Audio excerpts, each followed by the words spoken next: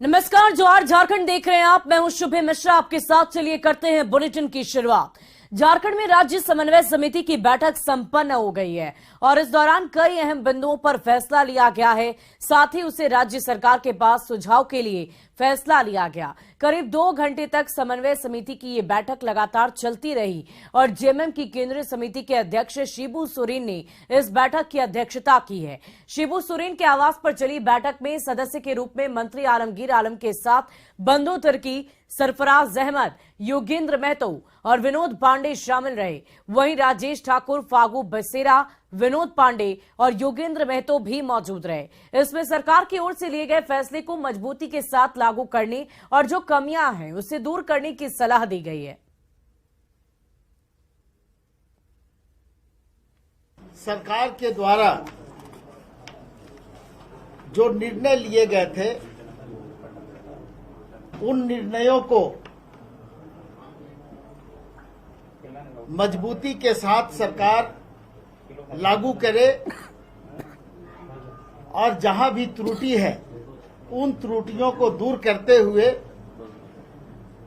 जो राज्य के लोगों की माने भावना है उस भावना को पूरा करने का प्रयास करने के लिए हम लोगों ने सरकार को परामर्श दिया है। हम जन भावनाओं के अनुरूप जन भावना जो यहाँ की है नियोजन नीति के मामले में, उस नीति पर जब हम आगे बढ़ते हैं तो अड़ंगा लगाया जाता है और इस तरह के राजभवन का कभी सहारा लिया जाता है, कभी माननीय उच्च न्यायालय में जाकर के अपील की जाती है। हम समझते हैं कि इसमें भारतीय जनता पार्टी को सहयोग करते हुए राज्य के लोगों के मूल भावना को देखते हुए सकारात्मक तरीके से पहल करनी चाहिए ताकि राज्य के जो युवा हैं उनको रोजगार मिल सके। समन्वय समिति ने परामर्श दिया है कि राजस्व कर्मचारियों का जो कमी है उसको पूर्ति करते हुए जमीन से संबंधित मामले को अविलंब निष्पादित किया जाए।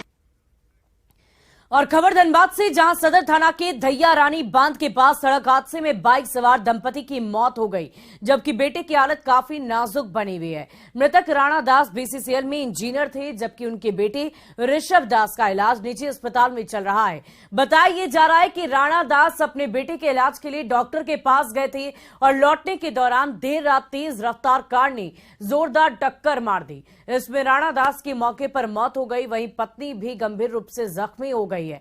अस्पताल ले जाने के दौरान पत्नी की मौत हो गई। जिस गाड़ी से ये दर्दनाक हादसा हुआ वो झरिया विधायक पूर्णिमा नीरज सिंह के देवर हर्ष सिंह के नाम से रजिस्टर्ड है। वहीं कार चला रहा व्यक्ति नशे में धुत बताया जा रहा है।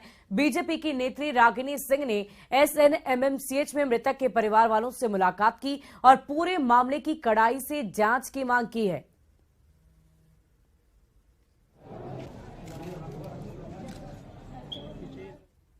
और अगली खबर आपको राजधानी रांची से बताएं, जहां फूड कर विक्रेताओं ने आंदोलन के आगे रांची नगर निगम को झुकना पड़ गया है। अब रांची के लालपुर चौक से लेकर डिस्टिलरी मार्केट के बीच दुकानदारों को अगले आदेश तक दुकान लगाने की मंजूरी मिल गई है। 5 जून को निगम की इन्फोर्समेंट टीम ने दुकानदारों को सड़क किनारे से हटा दिया था और डिस्टिलरी मार्केट में जाने का फरमान सुनाया था, लेकिन वहां बुनियादी सुविधा नहीं थी, जिससे दुकानदार जाने से इनकार कर रहे थे। वहीं 300 दुकानों की जगह केवल 70 दुकानों का ही आवंटन किया गया था। नेशनल हॉकर फेडरेशन के जनरल सेक्रेटरी ने बताया कि नगर विकास विभाग के सचिव से वार्ता के बाद ये फैसला किया गया है। वहीं वेजिटेबल मार्केट बनाने पर भी विचार विमर्श किया जा रहा है। टेम्पोररी व्यवस्था के लिए हुआ है, जैसे कि मछली बाजार खाली हुआ है, छत है, छत पर 84 आदमी का व्यवस्था है। जब वहाँ सेट लगा देगा और ये मछली बाजार जो है, मछली बाजार को ये पत्थर लगाएंगे ऐसे ही, और पत्थर लगा देंगे तो दोनों किनारे, एक दीवार के साइड में, एक रोड के साइड में, और बीच में रास्ता रहेगा। तो यहाँ मछली बाजार में करीब करीब 200 होकर हट जाएंगे, 200 होकर यहाँ और 100 होकर वहाँ 84। लेकिन वहाँ सेट लगाएंगे तभी जाएंगे हम लोग, या कोई प्लास्टिक वगैरह लगाएगा तो जाएंगे हम लोग। और यहाँ तो हम लोग लगा लेंगे, प्लास्टिक नहीं भी लगाएगा तो चूंकि जमीन है, यही बात विचार हुआ है।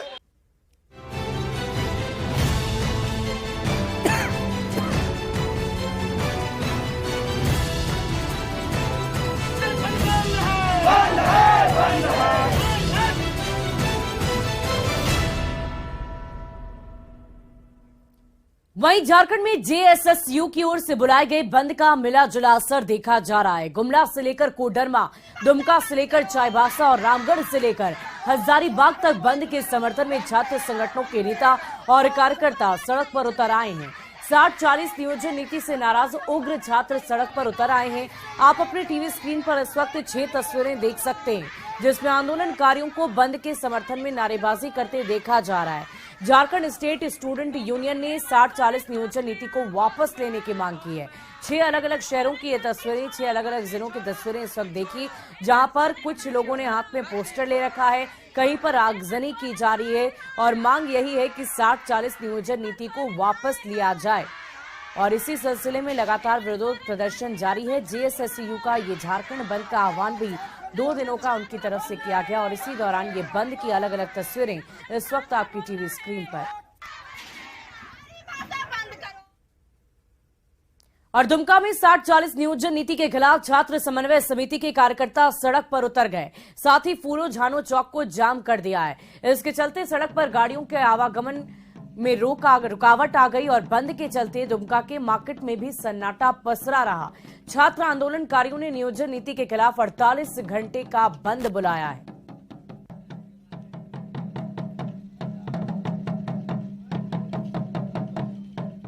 रोड पर उतरे हुए हैं, हम लोग जोरदार टाइप से विरोध कर रहे हैं। आने वाला समय यदि ये लोग नहीं समझते हैं तो जितने भी लोग बाहर के संसद विधायक लोग हैं उन सारे लोगों को यहाँ से भगाने का हम लोग काम करेंगे। और यहाँ का स्थानीय विधायक जो संसद हैं वो अपना समझ ले कि झारखंडियों से कैसे वो अपना फेस दिखाएगा, वो अपना समझ ले। यहाँ के लोगों को पलायन किया जा रहा है, उसी तरह से यहाँ का नौकरियों को भी बाहरी को देने का इन्होंने बंद बना लिया और इस पे कोई दो मत नहीं है। सरकार ने सिर्फ हमें गुमराह किया जा रहा है और उसी से साफ कह सकते हैं कि इसमें कोई भी वैकेंसी है, कोई भी इसका नियोजन नीति पारदर्शिता नहीं है। और छात्र संगठनों के 2 दिवसीय झारखंड बंद को लेकर रांची पुलिस अलर्ट मोड में है। राजधानी को कई जोन में बांटकर डीएसपी और मजिस्ट्रेट को नियुक्त कर दिया गया है। एसएसपी ने बताया कि बंद को लेकर रांची में सुरक्षा व्यवस्था मुकम्मल कर ली गई है। संवेदनशील इलाकों में सुरक्षा बलों की तैनाती की गई है। साथ ही बंद समर्थकों पर लगातार निगरानी भी रखी जा रही है। कुछ स्थानों को छोड़ दे तो रांची में बंद का ज्यादा असर नहीं दिख रहा। कांके और नामकुम में कुछ बंद समर्थक जरूर सड़कों पर उतरे, लेकिन पुलिस ने तुरंत कार्रवाई कर उन्हें वहां से भगा दिया।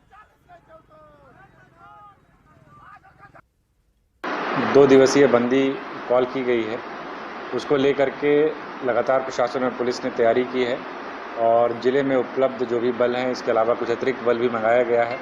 मैजिस्ट्रेट्स के साथ उनकी डिप्लॉयमेंट जो है वो विभिन्न चौक चौराहों पर की गई है। सभी डीवाईएसपीज के साथ भी अलग से क्यूआरटीज दी गई हैं और जितने सेंसिटिव लोकेशंस हैं, खासतौर पर हाईवेज वगैरह पे अलग से डिप्लॉयमेंट वगैरह किया गया है। और नियोजन नीति के खिलाफ आज छात्र संगठनों के बंद को लेकर बीजेपी ने सीएम हेमंत सोरेन पर निशाना साधा है। बीजेपी प्रवक्ता ने कहा कि सीएम जो बोलते हैं वो कभी भी पूरा नहीं करते और आज फिर उन्होंने ये साबित कर दिया है। प्रतुल शाहदेव ने कहा कि सीएम ने 3rd और 4th ग्रेड में भूमि पुत्रों की नियुक्ति का वादा किया था, जिससे वो मुकर गए। उन्होंने सीएम से छात्रों से वार्ता कर उनकी मांग मानने की अपील की है।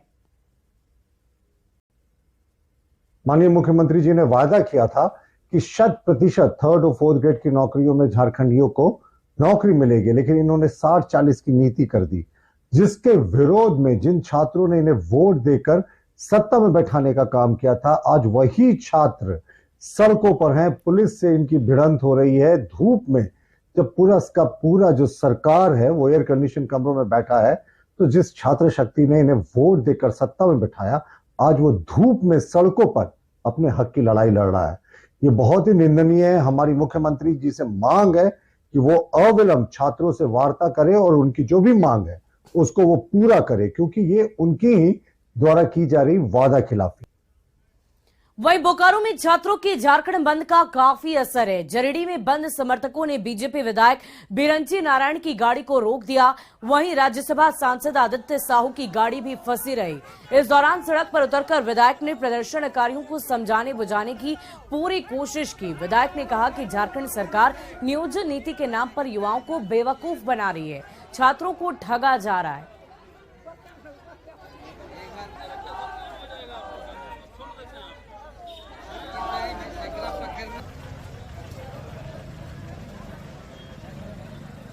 ये झारखंड सरकार लोगों को बेवकूफ बनाने का काम कर रही है।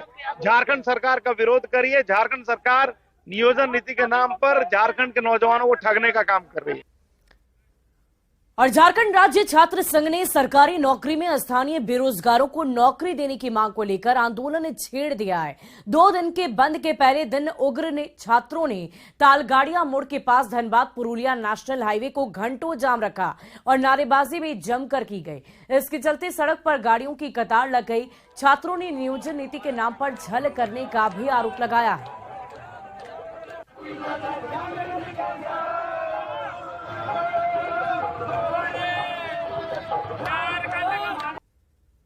नियोजन नीति के खिलाफ में आज जो युवा हैं पूरी तरह से सड़क पर उतरे हुए हैं। आप देख सकते हैं ये धनबाद पुरुलिया मुख्य मार्ग है और पूरी तरह से इस सड़क को जो आंदोलनकारी हैं वो जाम करके रखे हैं। इनका कहना है कि राज्य सरकार ने जो नीति बनाई है वो हमारे खिलाफ है और हम युवाओं का भविष्य जो है वो पूरी तरह से बर्बाद हो रहा है। आप तस्वीर दिखाना चाहेंगे कि पुलिस के पदाधिकारी जो हैं ये भी यहाँ खड़े हैं, क्योंकि जो युवा हैं वो ये मानने को तैयार नहीं है और जो सड़क है वो पूरी तरह से जाम कर दी गई है। लगभग 1-1.5 घंटे से ये लोग जाम किए हुए हैं। क्या बोल रहे हैं? इनकी अपनी मांगे हैं। नहीं, अब बात हो गई है, ये लोग अब थोड़ी देर में हटा देंगे। देखिए, इनका कहना है कि इन लोगों से बात हो गई है, लेकिन जिस प्रकार से इन लोगों का आक्रोश है ऐसे में नहीं ये समझ आ रहा है कि बहुत जल्द जाम छूटेगा। लेकिन लोग परेशान है, लेकिन युवाओं की परेशानी भी अपनी है, इसीलिए लोगों को भी इनकी परेशानी और इनकी परेशानी को दूसरे लोगों को समझना होगा और राज्य सरकार को इस और कोई ठोस कदम उठाना होगा। मृत्युंजय कुमार, न्यूज 18, बोकारो। इधर सरायकेला खरसावां में छात्र संगठनों के 48 घंटे के बंद का असर चारों तरफ नजर आया। उग्र छात्र कार्यकर्ता बंद कराने के लिए सड़क पर उतर आए। नेशनल हाईवे नंबर 32 और 33 को टायर जलाकर जाम कर दिया गया। 60-40 नियोजन नीति के खिलाफ जमकर नारेबाजी की गई और इस मौके पर पुलिस और बंद समर्थकों के बीच तीखी नोकझोंक भी हुई। 10 तारीख से 25 तारीख तक हम लोग सब 81 विधायकों को और 14 सांसदों को हम लोगों ने लिखित बयान दिए थे और उसके बाद फिर भी जब हम लोग को लिखित देने के बाद भी फिर भी वैकेंसी निकाले जा रहा है, इसीलिए हम लोग आज बंद किए हैं। झारखंड ऐलान किए थे 10-11 झारखंड बंद रहेगा। पूरी तरह हम लोग हर जगह चौराहे पर हम लोग कोशिश किए हैं बंद करने का। और जामताड़ा साइबर पुलिस ने ईंट ढोने वाले शातिर साइबर अपराधी को गिरफ्तार कर लिया है। करमाटाड़ के बरमुंडी निवासी इश्तियाक अंसारी ट्रैक्टर पर ईंट ढोने का काम करता था। इसकी आड़ में वो लोगों के बैंक अकाउंट और मोबाइल नंबर का डिटेल हासिल कर साइबर अपराधियों तक पहुंचाता था। फिर गैंग के लोग उनको झांसे में लेकर ठगी का शिकार बनाया करते थे। उसके पास से मोबाइल और फर्जी सिम कार्ड बरामद किया गया है, जिसकी गहन जांच की जा रही है। इश्तियाक को जेल भेज दिया गया है।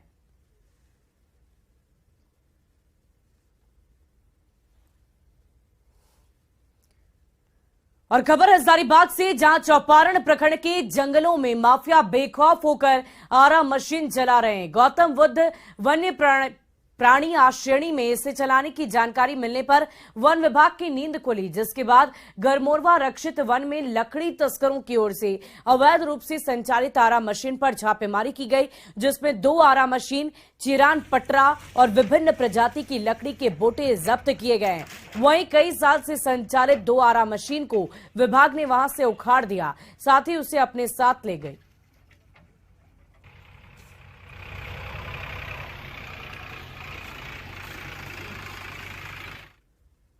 और बीजेपी नेता बाबूलाल मरांडी ने सूचना आयोग और लोकायुक्त के गठन में आनाकानी करने का आरोप लगाया है। उन्होंने मीडिया से बातचीत करते हुए कहा कि गठबंधन सरकार के राज में खुलेआम लूट खसोट हो रही है। सरकारी योजनाओं में भ्रष्टाचार हावी है, जबकि भ्रष्टाचार के खिलाफ कार्रवाई करने वाली संस्थाओं को पंगु बना दिया गया है। महत्वपूर्ण आयोग है जिससे जनता के जो सरोकार है, जैसे सूचना आयोग, लोकायुक्त, लेकिन वो सब चीज तो गठन कर ही नहीं रही है सरकार। तो जब वो सब चीज गठन कर ही नहीं रहे ना, बहुत कुछ वो छुपा रही है। और इसलिए सरकार का जो महत्वपूर्ण आयोग था, इसको सरकार गठित करनी चाहिए थी, इससे वो नहीं गठित कर रही है। और जूनियर भारतीय महिला hockey team junior Asia cup महिला हॉकी के फाइनल में पहुंच गई है। सेमीफाइनल में भारतीय टीम ने जापान को 1-0 से हरा दिया। साथ ही FIH जूनियर हॉकी विश्व वर्ल्ड कप के लिए क्वालिफाई भी कर लिया।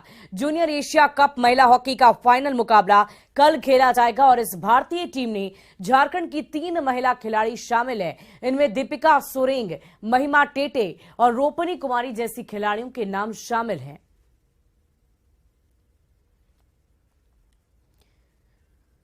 वहीं जूनियर एशिया कप तीरंदाजी चैंपियनशिप को देखने के लिए हॉकी इंडिया के महासचिव और हॉकी झारखंड के अध्यक्ष भोलानाथ सिंह जापान पहुंचे। सेमीफाइनल में भारतीय टीम की जीत के बाद उन्होंने खिलाड़ियों को सम्मानित भी किया।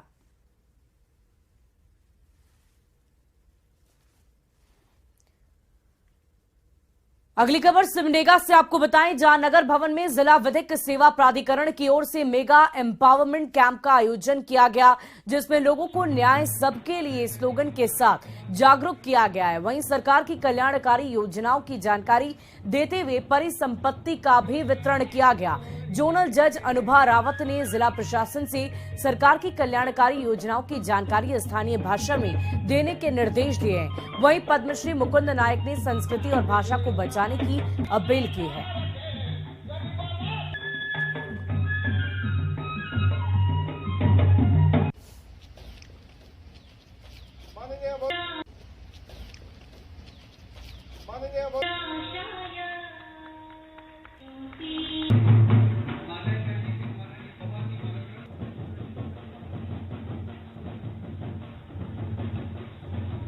सभी योजनाओं के क्रियान्वयन को प्रभावी तरीके से किया जा रहा है। इसे और प्रभावी बनाने के लिए जनसंपर्क विभाग आम लोगों तक योजनाओं की जानकारी को पहुंचाने हेतु स्थानीय भाषा सादरी, मुंडारी और खड़िया में प्रचार प्रसार करें। एक सावधानी की जरूरत है। हमारा देश अपना आध्यात्म और संस्कृति के चलते दुनिया में पूजा जाता है। वहीं देवघर में सावन मेले की तैयारी को लेकर डीसी मंजुनाथ भजंत्री ने बाबा मंदिर और रूट लाइन का जायजा लिया। इस दौरान उन्होंने बताया कि इस बार मेला 2 चरणों में होगा। 3 जुलाई को मेले का उद्घाटन किया जाएगा, जो 17 जुलाई तक चलेगा। इसके बाद मलेमास मेला शुरू हो जाएगा, जो पूरे 1 माह तक चलेगा, जिसके बाद फिर से सावन मेले की शुरुआत होगी, जिसको लेकर आवश्यक दिशा निर्देश अधिकारियों को दिए गए हैं। श्रद्धालुओं को किसी तरह की कोई समस्या ना हो, इसकी पूरी मुकम्मल व्यवस्था की जा रही है।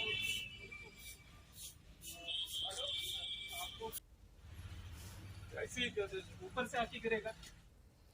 देवघर में श्रावणी मेले की तैयारियां भी तेज हो गई हैं। मेले से 1 माह पहले रैपिड एक्शन फोर्स के जवानों ने बैद्यनाथ मंदिर और रूट लाइन का जायजा लिया है। साथ ही जसीडी के मध्य विद्यालय की साफ सफाई भी की गई है। श्रावणी मेले के दौरान देश भर से आने वाले श्रद्धालुओं की सुरक्षा के लिए रैफ जवानों को जल्द ही वहां पर तैनात किया जा सकता है।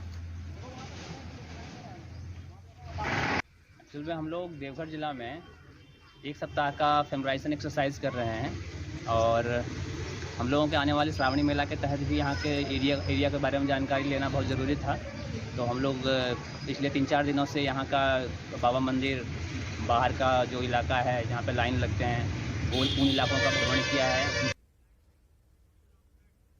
और फिलहाल इस बुलेटिन में अभी के लिए बस इतना ही। खबरों का सिलसिला जारी रहेगा। नजर डालते हैं अब तक की हेडलाइंस पर। हेडलाइंस प्रेजेंटेड बाय एक अनोखी खुशबू ब्लैकस्टोन अगरबत्ती। शिबू सोरेन के आवास पर 2 घंटे तक चली राज्य समन्वय समिति की बैठक। सरकार की कमियों को दूर कर फैसले मजबूती से लागू करने की दी गई सलाह। झारखंड में 60-40 नीति के खिलाफ सड़क पर उतरे छात्र। नामकुम के पास टायर जलाकर विरोध प्रदर्शन किया। धनबाद में तेज रफ्तार कार की ठोकर से पति पत्नी की मौत, बेटे की हालत गंभीर। झरिया विधायक के देवर के नाम से रजिस्टर्ड है गाड़ी। रांची में पाइपलाइन फटने से हजारों लीटर पानी बहकर बर्बाद। 3 दिन बाद भी नहीं रुक रही पानी की बर्बादी। हेडलाइंस प्रेजेंटेड बाय एक अनोखी खुशबू ब्लैकस्टोन अगरबत्ती।